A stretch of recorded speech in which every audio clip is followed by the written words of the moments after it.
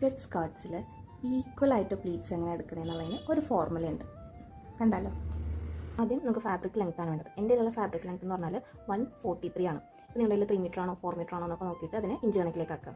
143ന്ന് 4 inch seam allowance കുറക്കുക. ഈ 4 inch എന്ന് പറഞ്ഞാൽ സീം അലവൻസ് ആണ്. അപ്പോൾ നമുക്ക് 139 എന്നാണ് കിട്ടുക. ഈ 139 വെച്ചിട്ടാണ് ഈ ബാക്കിയുള്ള കാൽക്കുലേഷൻസ് ചെയ്യുന്നത്. ഞാനിവിടെ വേസ്റ്റ് ഒരു 30 ഇഞ്ചാണ് എടുത്തേക്കുന്നത്. പിന്നെ പ്ലീറ്റ് വിഡ്ത്ത് ഞാനൊരു 1 ഇഞ്ചാണ് എടുക്കുന്നത്. നിങ്ങൾക്ക് 2ഓ 3ഓ എങ്ങനെ വേണമെങ്കിലും എടുക്കാം.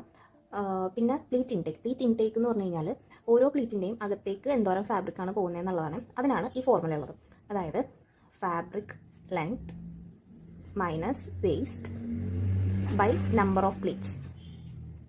ഇതാണ് അതിൻ്റെ ഫോർമുല. ഈ നമ്പർ ഓഫ് പ്ലീറ്റ്സ് എന്ന് പറഞ്ഞു കഴിഞ്ഞാൽ ഇപ്പോൾ ഞാൻ പ്ലീറ്റ് വിട്ട് എടുത്തേക്കുന്നത് 1 ആണ്, വേസ്റ്റ് 30 ആണ്. നമുക്ക് ടോട്ടൽ 30 പ്ലീറ്റ്സ് ആയിരിക്കും വരിക. ഇപ്പോൾ നിങ്ങൾക്ക് 2 ഇഞ്ച് വിട്ടുള്ളതാണ് വേണ്ടതെന്നുണ്ടെങ്കിൽ മൊത്തത്തിൽ 15 പ്ലീറ്റ്സ് ആയിരിക്കും വരിക. അതും കൂടി ഒന്ന് നോക്കുക. അപ്പോൾ ഇത് 139 മൈനസ് 30/30 ആണ് വരിക. ഇതിന് ആൻസർ 3.6 എന്നാണ് വരിക. ഈ 3.6 ആണ് ഓരോ പ്ലീറ്റിൻ്റെയും അകത്തേക്ക് കൊടുക്കേണ്ടത്. ഇനി ഇതെങ്ങനെയാണ് മാർക്ക് ചെയ്യേണ്ടതെന്ന് വെച്ച് കഴിഞ്ഞാൽ, ഇപ്പോൾ ഇതൊരു ഫാബ്രിക് ആണെന്ന് നോക്കുക. ഇതാണ് നമ്മുടെ ഫാബ്രിക്. ഇതിൽ ആദ്യം 2 ഇഞ്ച് സീം അലവൻസ് മാറ്റിയേക്കാം. ഈ 2 ഇഞ്ച് എന്നുള്ളത് സീം അലവൻസ് ആണ്.